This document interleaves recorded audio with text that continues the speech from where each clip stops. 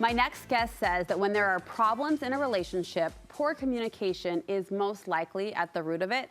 With so many people lacking good communication skills, Studio 5 relationship contributor Dr. Matt Townsend wants to take a step back and look at the problem with a wider perspective, which begs the question, why do we communicate in the first place? Well, Matt's going to tell us. Hey there, friend. Good to be here. Okay, so you say that when it comes to our relationships, communication usually is the #1 problem that couples bring to your office. No Pretty surprise. much. That's it, and then it's the million things they can't communicate about.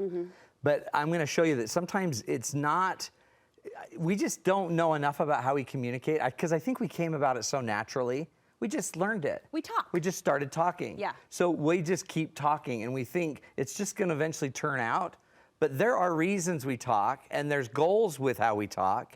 And if you kind of start to dissect them, you'll see a lot of your fights might be an interchange between the different ways we talk that aren't working. It's not working right. It's actually interesting to consider that we do talk a lot as tons. human beings, and how many of us have gone to school. I mean, you have, but how many of us have really studied or become more educated at being a better communicator? No, and that's the sad thing, right? Because you also assume you know how to do it. Right. And you assume you heard what you heard. Yeah. I know what you meant. Yeah. But if you may not know what I mean. So if we just clarify the goal, in fact, the goal is to become effective in it. Here's the definition of effective, according to Webster's dictionary.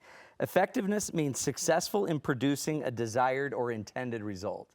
So to be effective, we have to really be successful in producing the result we want. So if you aren't liking what's being said or what's happening in your relationship, you're not effective. Get intentional. And then you can just start to clarify, look, the reason I'm talking to you today is because I just want to inform you about something.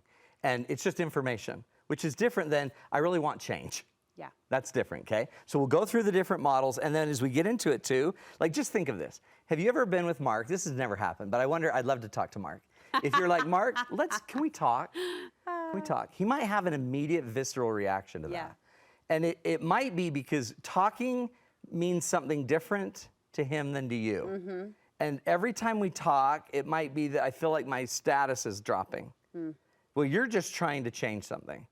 So if every time we talk, I don't want to go on a walk and talk if it's going to be that. But your points, once we know why we communicate, then we can be intentional. Clear. Even state it up front. State it right up front. This is why I want to talk. This is my goal here. Yeah. This is why I'm doing this. And then try not to mix too many methods. We'll show you, okay? First reason we talk is to basically inform and to update. Yeah. It's just giving information, right? So if you know, okay, like we know at 6 o'clock at the football field, we've got to be there early, or we can't get a parking place and we have to park 2 blocks away and walk, okay? So you might just want to inform your partner about that. Hey, heads up. Hey, heads up. Yeah. Just remember, now, if my goal is to get him to do it, that's different than just informing him. Okay. So if I just give the information, remember, this happens, and you'll have to walk 2 or 3 blocks if you don't get there. But what I hear you saying is I didn't make an ask there. There wasn't a request. That was just data. a statement. So you got to be clear. Do you just want to give data?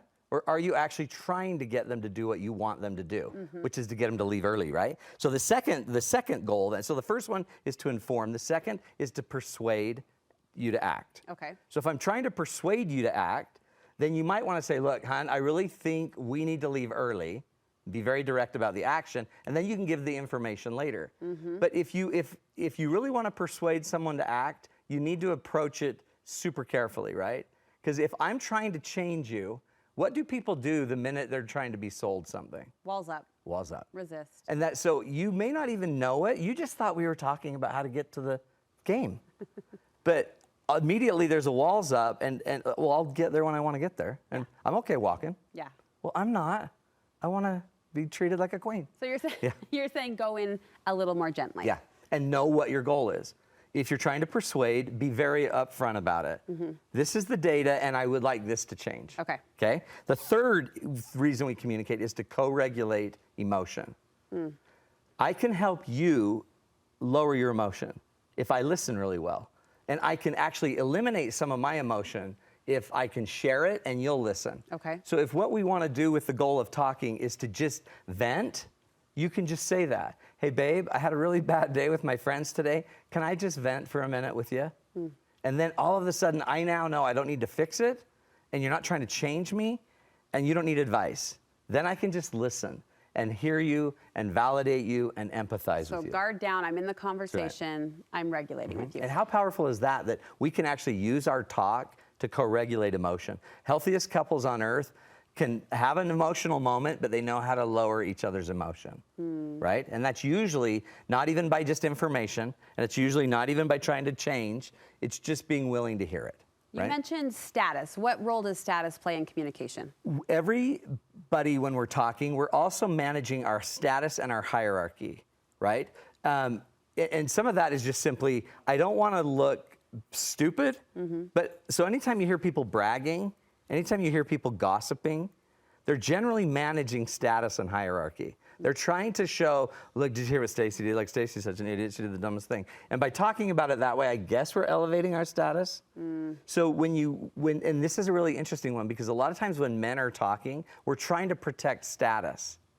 I don't want to show all of my flaws. If you have somebody that won't apologize very easily when you're talking, it might be because the conversation is in a status position. Okay. It's not in a bonding position where I would apologize, or it's in the status is now being involved. So pay attention when you hear the hierarchy and status in play. Yeah. Well, what, do you think I'm an idiot? You think I don't know that? The minute you're hearing that, you're hearing status and hierarchy. You're in a different conversation. Totally different. We've got about a minute left, a couple more. You say another purpose of communication is to manage expectations. Yep. We basically want to maximize pleasure, minimize pain. That's why you come out and say, look, this is a different gift. It's a kind of gift you've never had before. I just want you to know I've thought a lot about it, but I think it'll be special. Yeah. We're managing the expectation. We can communicate just to entertain. A lot of it is just for fun. And a lot of times people are bored and they just want to fix their boredom. That's where you get into weird games like, hey, would you rather? And now we're playing Would You Rather with somebody because we want some entertainment. And finally, communication can bond us. It can bond us, and it could actually bring us closer together. We get oxytocin pushes when we're talking. Some of us don't. And so sometimes just talking about our problems might bond one of you, but it also might mess with my hierarchy and status. But we could also, how cool would it be if you said, hey, I just want to go on a walk with you so we can bond. Let's just go bond. Just say it up front. And then all of a sudden I'm like, okay. Whew. Why wouldn't you rather touch for that? And she's like, no, let's go for a walk. And there it is. And there it is. I actually found this really informative, and I love the challenge to go into a conversation knowing what I hope to get out of it. That just makes sense. That's right. Clear. Matt, thank you so much. Where can we find more from you, sir? MattTownsend.com. That's where we do it all. And you can go and take the 10-day challenge, get in, do our assessments. Go check it out. It's how you stop this communication spiral. Love it. We'll link you from our website.